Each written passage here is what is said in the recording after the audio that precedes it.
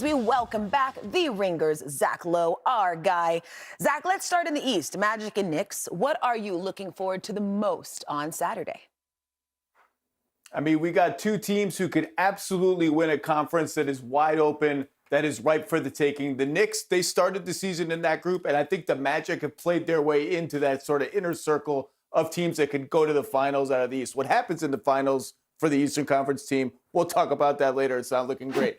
But in this game, the Knicks have been rolling since they went back to their starting five from last year with Josh Hart in, Mitchell Robinson out. And what teams used to do to contain that lineup is stick their big, bulky center on Josh Hart and dare him to shoot threes, put a wing on Karl Anthony Towns, chase him around the perimeter. And Josh Hart has played that scheme right out of existence. Jakob Poeltl last night in the quarterfinals, no shot. Josh Hart making threes, driving right around him. And if he continues to play like that, and maybe the Magic will try this in the semis too, this scheme becomes much harder to play and New York becomes much harder to guard. And so UD, I'm going to you with this.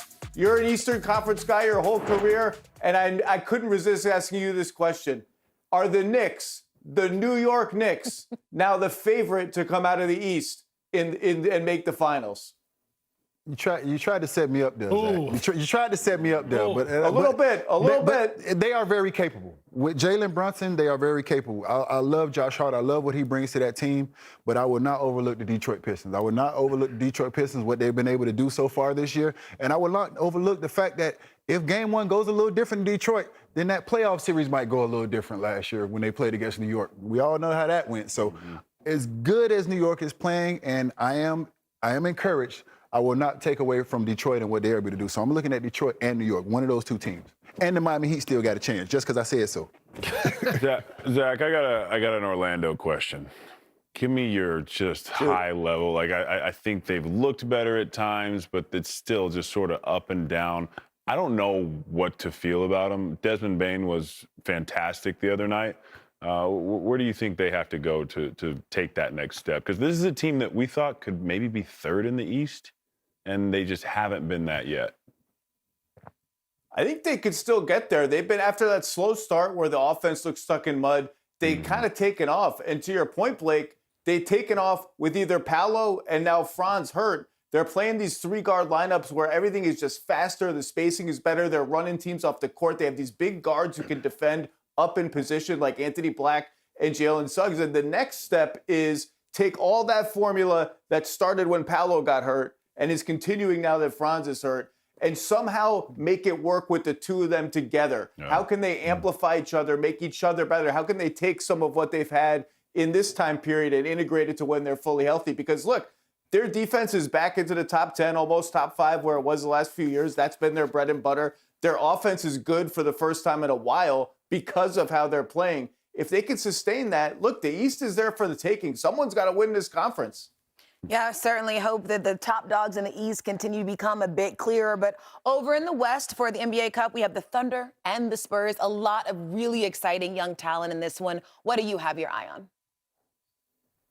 I mean, are we going to be talking about this as the defining rivalry in the NBA for the next 5+ years? Wow. You have the Thunder 24-1 off to the most dominant start in the history of the NBA. I blacked out and they were ahead by 45 points tonight. I'm not even sure what happened. Nobody can score on them. And then you have the Spurs, who are thriving without Victor Wembanyama. And what a statement from Stephon Castle tonight. You know, the honest noise starts percolating. The Spurs are one of the teams that have all the assets. That was a don't you dare put me in any kind of trade talk. Hang up the phone when people call asking about me kind of performance. And that's what I'm looking for in the semis. The Spurs with these 3 speedy guards who have taken over with Wemby hurt against this Thunder team who just has switchable, nasty, mean, swiping wings all over the place. Can the Spurs figure out a way to score against that Thunder defense? I'm just so excited. It feels like we're going to be talking about these teams for a long time. And so, John Wall, I haven't worked with you yet. I'm putting you on the spot. Here's where we are. Here's how dominant the Thunder have been. They've had 30-point leads in a million games. Like, these games aren't even close. Have we reached the point where now, if someone asked you, would you take the Thunder to win the championship or the field to win the championship? Ooh-wee. The other 29 teams or Oklahoma City Thunder? Have we reached a point where the right answer is actually the singular Oklahoma City Thunder? For sure, 1,000%. I think no other 29 teams can beat the Thunder right now. I think they're on the pace to get to 70 wins. They're trying to win the Cup because they lost last year to the Bucks. The way their leader, SGA, is doing, A.J. Mitchell has played well for them. Jalen Williams didn't have to come back so early. So I think OKC is on pace to try to be the next team since the Warriors in 2017, 2018 to go back-to-back. And like SGA said, we're not worried about it. We're getting better day by day. They know how good they are. But as a commodity and as a team, they feel like nobody can beat them. Is everybody here taking the Thunder over the field? I am. Yeah, I can't. I think cannot so, guys. go against the Thunder. I mean, Zach say he blacked out, but Phoenix blacked out too. Everybody blacked out. Everybody blacked out for that game. The field's unnecessary. It's like Denver, I don't know, maybe Houston, and that's about it. Like, I think we're talking about Nikola Jokic here. He's capable, his team with Aaron Gordon healthy, to take this team all the way. They did it last year with a much weaker supporting cast, so I think they're right there. The only difference is that OKC's better.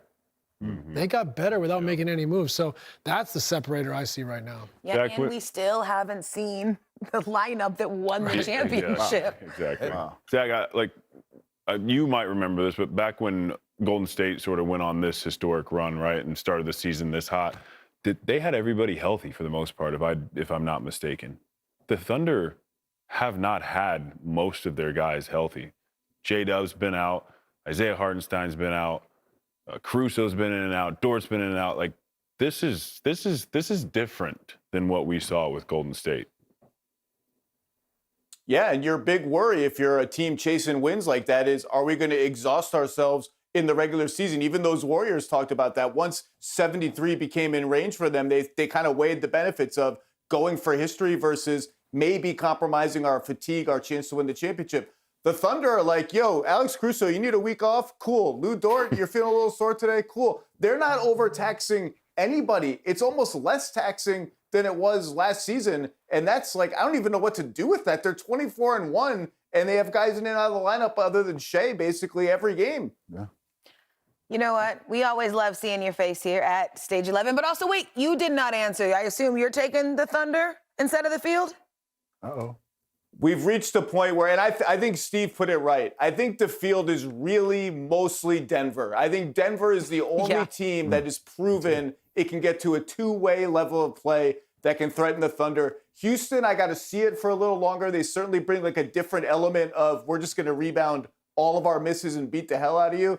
But I think the Thunder have now reached a point where I'm kind of, if we leave injuries out of it, I'm taking the Thunder over the field. It's a little scary to say that out loud, but I'm doing it. Always illuminating chatting with you. Zach Lowe, thanks so much for joining us. We'll see you again soon. Get some rest, Zach. Good night, guys. I'm Taylor Rooks with NBA on Prime. Thanks so much for watching. Don't forget to hit that subscribe button to see interviews with your favorite players, experience the most exciting moments from around the league, and see what the NBA on Prime crew is up to all season long. And remember, you can hang out with us live each week during the NBA season, only on Prime.